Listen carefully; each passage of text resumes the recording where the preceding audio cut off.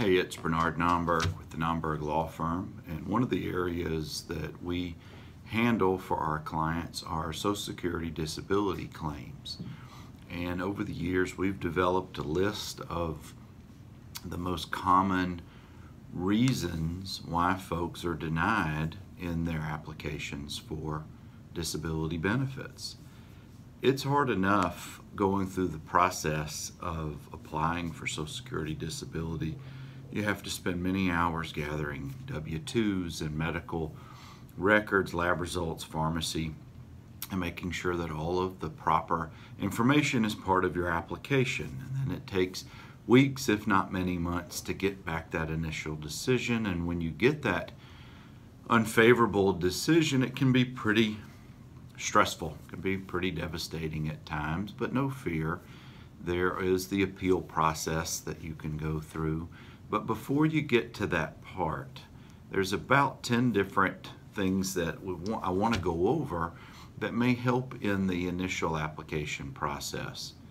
And the common things that we want to stay away from or that we want to do differently is when you're going through the application process, you have to confirm how much money you're earning on a monthly basis and compare it with the current Social Security regulations for substantial gainful employment. If you earn too much, then you're going to be disqualified automatically.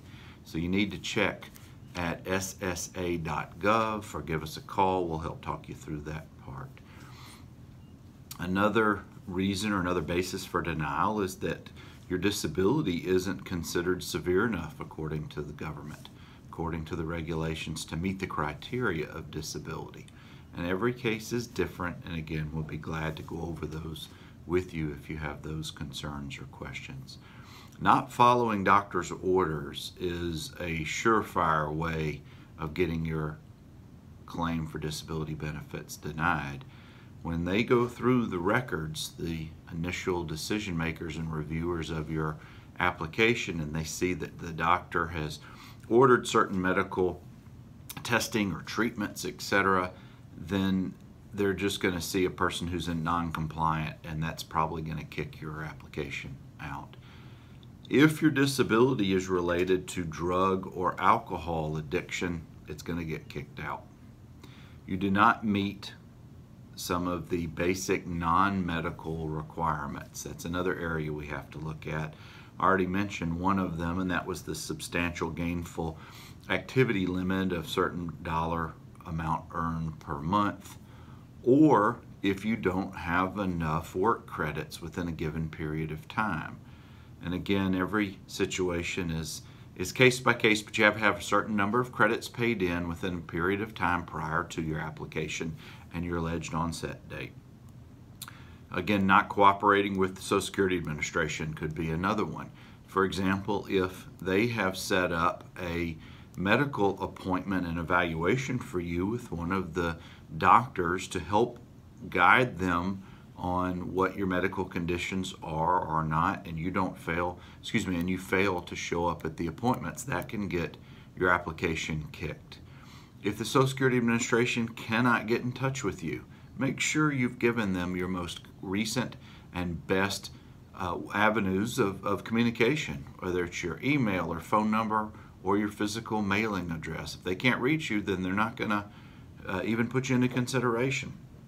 If you've been convicted of a crime, during that time period that you're incarcerated, you're not entitled to benefits. Now, after you're released from jail, that makes you eligible again, but during incarceration time, you're not. If you're committing fraud, and this is our next to last one, if you're committing fraud, if you're making it up, of course, and they find out, not only will your application be denied, but then you will be prosecuted for trying to commit fraud against the government. And I guess one of the last one that I have is that you've been denied before. Now, if you've got to go through the appeal process before you can start over, and you typically are going to need more medical care, etc., but this is not an exhaustive list. It's about 10 that we've come up with over the years. Every case is a little bit different. Please give us a call if you have questions, concerns, or or feel like you should be applying, we can certainly assist and be glad to represent you. NombergLaw.com is our website. Our phone number in Birmingham is 205-930-6900. Thank you.